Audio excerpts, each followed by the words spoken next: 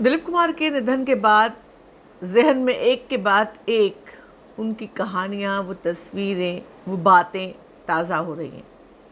दिलीप कुमार साहब ने आज अंतिम सांस ली है, लेकिन बहुत सारी, जैसे कि मैंने कहा, बहुत सारे किस्से, कहानियाँ हैं जो अमर हैं, अमर रहेंगे। उनमें से एक है दिलीप साहब और मधुबाला की कहानी। जी हाँ, मुगल आज़म के सलीम और अनारकली की कहानी। एक ऐसी कहानी जो सभी को याद है। भरी अदालत में उन्होंने कहा था, मैं मधु से प्यार करता हूँ। उन दोनों के प्यार के किस्से में बहुत सारी मीठी यादें हैं तो कुछ कड़वी यादें भी हैं। बात करेंगे इस बारे में इस वीडियो में। अगर आपने सब्सक्राइब नहीं किया तो जल्दी से कर लीजिए, बेल आइकन भी दबा दीजिए।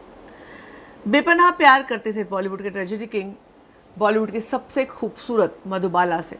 कैसे हुआ था प्यार इन दोनों में, मैं आपको बताती हूँ। 1951 में फिल्म तराना आई थी। उसके सेट पर मधुबाला ने जब पहली बार दिलीप साहब को देखा, तभी दोनों को एक दूसरे को, दोनों की के दिल में कहीं ना कहीं प्यार आया। लेकिन पहल मधुबाला ने की। मधुबाला ने एक गुलाब और एक खत भेजा। खत में लिखा था, दिलीप कुमार साहब के मेकअप रूम में भेजवाया। लिखा था, अगर आपको मुझसे मोहब्बत का इकरार हो तो इस गुलाब को कबूल फरमाएं। क्या खूबसूरत लाइनें थी। दिलीप साहब ने चेहरे पर मुस्कुरान लाते हुए मधुबाला के इश्क को रजामंदी दे दी। और उसके बाद आलम यह हुआ, इस कदर दीवानगी बढ़ी कि जहां मधुबाला की शूटिंग होती थी, दिलीप कुमार साहब वहां पहुंच जाते थे। इस इश्क के चर्चे अखबारों में हर जगह हुए। पर इश्क में परवान चढ़ते, इश्क में अड़चन तब आई जब मधुबाला के पिता अताउल्ला खान की एंट्री हुई। अताउल्ला खान भी प्रोड्यूसर थे, वो अपनी बेटी पर कड़ी नज़र रखते थे। वो उसके बाद शूटिंग पे जाते थे। कहा जाता है कि उस वक्त जो है प्रोड्यूसर्स बड़े परेशान रहते थे उनसे, उनकी दखलंदाजी से। पर बात तब बिगड़ी जब B.R. चोपड़ा मधुबाला और दिलीप कुमार को लेकर के फिल्म नया दौर की शूटिंग कर रहे थे। B.R. चोपड़ा भोपाल के पास आउटडोर शूटिंग करना चाहते थे इन दोनों को अपने साथ लेकर, लेकिन अताउल्ला खान इसके लिए राज़ी नहीं हुए। और उसका कारण ये था कि अताउल्ला खान नहीं चाहते थे कि मधुबाला और दिलीप कुमार की के रोमांस को परवान चढ़े, और इस डर से उन्होंने आउटडोर शूटिंग की इजाज़त नहीं दी।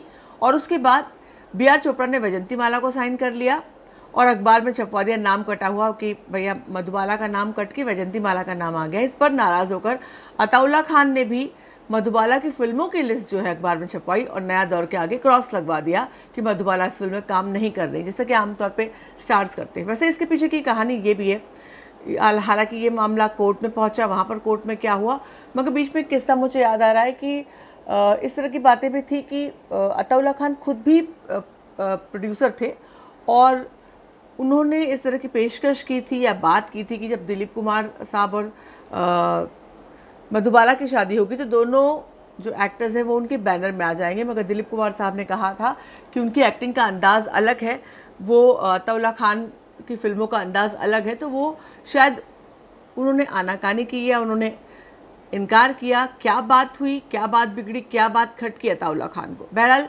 जब ये मामला कोर्ट तक पहुँचा तो कोर्ट में दिलीप कुमार ने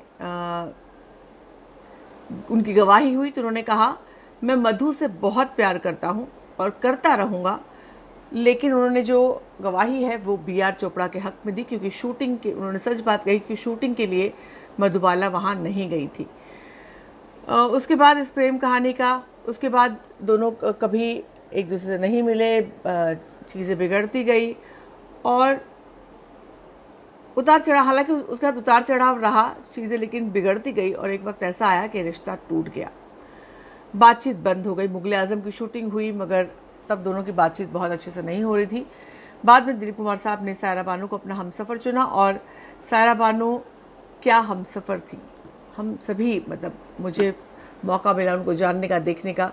वाकई दिलीप साहब बहुत खुशकिस्मत थे कि सायरा जी उनकी हमसफ़र थी। बहरहाल इस वीडियो में सिर्फ इतना ही, लगातार बातें करेंगे, फ़िलहाल के लिए बस इतना।